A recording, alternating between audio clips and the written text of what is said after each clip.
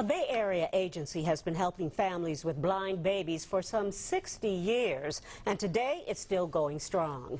ABC 7's Cheryl Jennings introduces us to some of the people whose lives have been changed dramatically thanks to the Blind Babies Foundation of Oakland.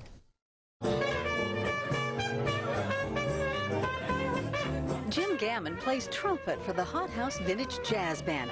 The music that is so sweet to our ears is being played by a man who's been blind since birth. To be a trumpet player means you got to practice every day. Jim's day job is at UC Berkeley, where he is a specialist for the Blind and Visually Impaired Disabled Students Program. It's a Braille keyboard. With an audio component. Right. He is a huge success by any measure. A husband, father, businessman, and musician. He has a master's degree in special education, all because his family got help for him from the Blind Babies Foundation when he was just 7 months old.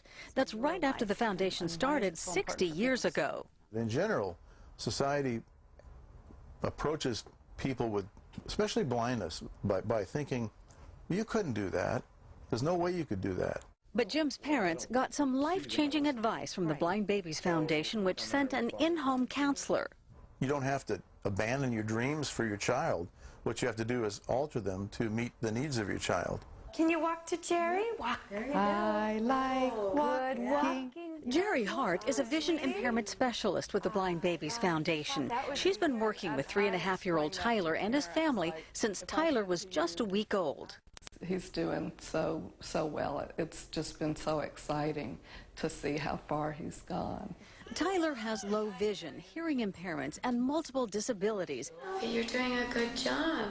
Jerry teaches Tyler's mom and dad about things most of us as sighted people take for granted. She said 80% of learning is visual and takes place in the early years. If a baby doesn't have vision, they're not seeing all those everyday things that you do. A baby won't reach for you.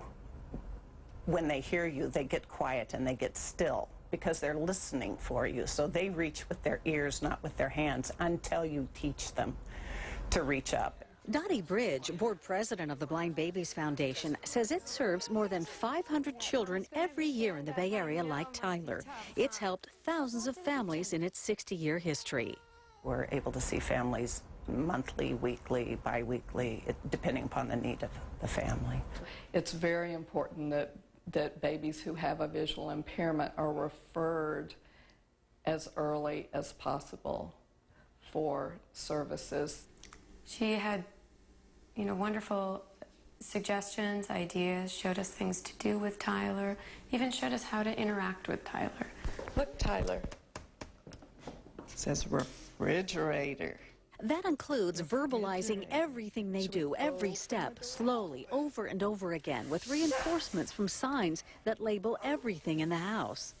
When you're parents that have come home with a child with disabilities, you sort of sometimes don't even know what to do. You don't even know how to hold your child, and you're sort of looking at them thinking, oh my gosh.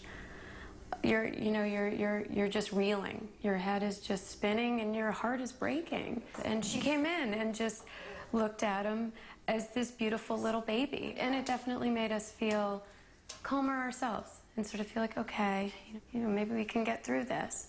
Tyler's 13-month-old brother, Alexander, has full vision and no disabilities. But Tyler's now advanced to the point where the two boys fight over toys just like any other kids. Specialists like Jerry become a close part of these families, and their work makes an enormous difference in helping blind children reach their full potential. If you're allowed to grow up unencumbered by people's attitudes of what you can't do, then you can do whatever you want to do. Cheryl Jennings, ABC 7 News.